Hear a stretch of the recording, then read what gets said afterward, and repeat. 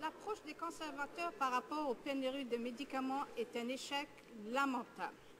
Le pire, c'est que les conservateurs ont voté contre mon projet de loi 523 qui aurait consisté à la mise en place d'un plan d'urgence pour remédier au problème. Ils sont toujours contre.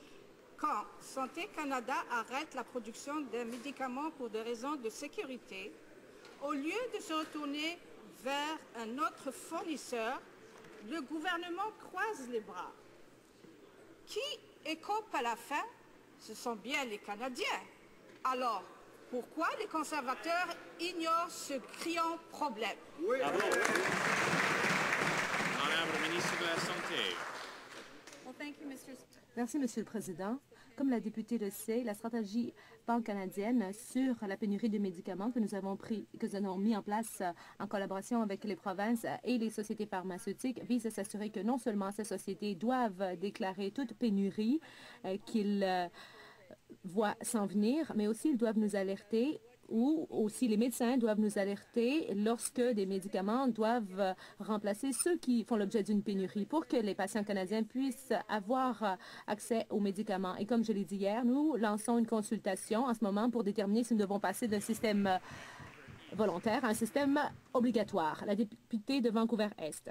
Monsieur le Président, on n'a pas besoin d'une consultation en ligne pour découvrir si le système ne fonctionne pas. On n'a qu'à lire les journaux. Aujourd'hui, encore une fois, nous avons entendu une histoire d'un hôpital à Québec où il y a un problème parce que le paclitaxel est en pénurie. C'est un médicament pour traiter le cancer. Est-ce que la ministre va enfin reconnaître ce que nous disons depuis longtemps et va-t-elle mettre en place un système de déclaration obligatoire de pénurie de médicaments? La ministre de la Santé. Monsieur le Président, comme je l'ai dit, le système volontaire est là pour s'assurer que lorsqu'il y a une pénurie, c'est déclaré. Mais la députée doit reconnaître que ces consultations sont importantes.